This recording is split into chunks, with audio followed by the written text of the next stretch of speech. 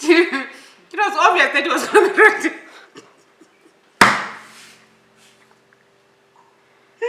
Sorry.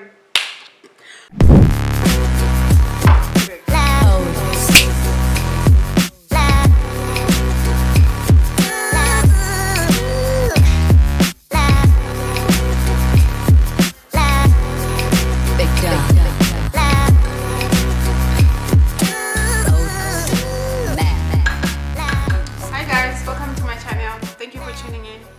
My name is Fiso, and before I go any further, this video does not constitute financial advice. I'm just sharing my experience or things that I've come across. Really, if you need financial advice, seek a registered financial advisor. Today I'm talking about something that happened last year. Actually, something that happened last year. For those of you who are moms who've got young kids, I'm sure you would relate with this, with what I'm going to talk about. One day, I went to my daughter's school. I always go. I went to my daughter's school and I noticed that she didn't have a cardigan with her, so she had lost it. So you know how it is in the school zones, like you park, you've got like short time parking. I think it was like 2 minutes parking.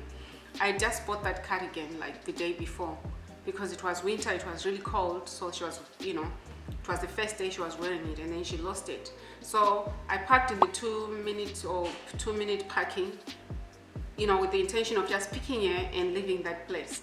But guess what? She came with no cardigan. And then I was like, where's your cardigan? So I knew she had lost it, right? So straight away, I was just thinking, oh my goodness, she's lost 3 cardigans now within a short time. And being a mom in winter, you know how it is, you can't let your child go to school without a cardigan. You start feeling sorry for her. So I decided that, you know what, like I don't think I really thought. I just kind of just got out of the car and went with her to a class to look for the cardigan. We couldn't find it. Maybe she left it in the playground, who knows. Anyway, and then I decided to go to the lost property because I knew where the lost property is. And then I just saw her principal. It was the last day of school, carrying a lot of cardigans. And I was like, oh, I lost my daughter's cardigan. She was like, oh yeah, I just got this from the lost property. I'm taking them home to wash and then we'll sell them. So I saw my daughter's cardigan because it had a red color on the inside. So I saw it, I was like, oh, excuse me, that one is my daughter's. Then I took it. I was so upset because just think of it. How many times, I'm sure as a mom you can relate with me, how many times do our kids keep on losing stuff? And at that time, I think the moral of the story is I was upset because I was upset that I've spent so much money and she keeps on losing the cardigans. I wasn't thinking properly, okay? I parked in a 2 minute parking, got in the school, found the cardigan, came back to my car and found an $80 parking ticket. All right? You see what happens when you're emotional. So I found out, or I learned, that was a good a lesson for me. I learned that emotions do not make the best financial decisions. All right? I'm just gonna throw this back at you. Can you remember an incident when you made a financial decision or a money decision while you were emotional, and what kind of emotions were attached to it? Or just to maybe to guide you or to get you thinking.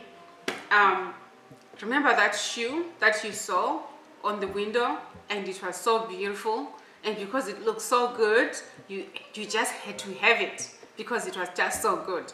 That was emotion. What about the time that you did something out of fear of being left out? That's another emotion. You didn't want to be left out, you wanted to be part of the group, then you had to buy something. Okay, another emotion I can think of is that time you attended a function which you had no intention of attending. But because everybody was like, come on, you gotta come, and you didn't want to let anybody down, and you attended that function, and it cost you $100. That's another emotion. All right, so I've got like a number of tips that we can use to avoid letting your emotions drive you in your spending. The first one is the shopping list. I know you've heard a lot about the shopping list, and most of us, we don't really apply these things, right? The shopping list is very important. At times I just go to the shop with the intention of buying salt. I'm coming out with 5 things because I didn't stick to the shopping list. So the shopping list is a good one. It makes you, in your mind, you know why you are there, and then it makes you stick to the reason why you are in the shop in the first place. The budget, everybody, I mean, I'm sure everybody's now familiar with what a budget is. A budget, like if you check some of my videos that I've done, I've spoken about budgeting before. A budget is just a plan of how you're gonna spend your money. If you've allocated to say $100 for groceries, when you go to the shops to buy groceries, use the $100. That's a budget.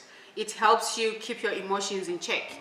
Like you've seen something, you go like, oh, that looks good, or that is on sale, you end up buying it just because you don't have that control. The budget is a control. Another one that I really like or practice is I do go to the shops at times, especially now with the coronavirus. We find ourselves going to the shops more often because you go there, you don't find anything, and the next time you have to go again. But under normal circumstances, I usually try to avoid going to the shops, especially during the week. I leave my shopping for weekends. I'm talking about basic needs. I'm talking about groceries. I leave my shopping for weekends so that I don't have to be going to the shop every time and get tempted to end up getting things that I do not need. Oh, another one to avoid being emotional is you've gone to work and you didn't pack your lunch, or you forgot your lunch, or you didn't, pack enough, and you've had a long day and now you are tired. Because you are tired now, you think you need to get food. You end up stopping in a takeaway shop and buying something that you didn't need from the word go. But just because there's that emotion, like I'm so tired, I'm so exhausted, I need to get something to eat, and then you buy it. Yep. Yeah, that's it from me. I learned a lesson with my emotion, my anger. Like look at it from this way, just to wrap up. I was angry because I'd lost a cardigan which had cost me $15. I ended up paying $18. In my anger, I forgot about the parking, that I'm only parked in a 2-minute place. So don't let your emotions drive your spending. They are not the smartest at making decisions. They do not make smart decisions at all. Thank you for watching my video. Hope you like it. Share it with other people and subscribe to my channel. Thank you. Bye.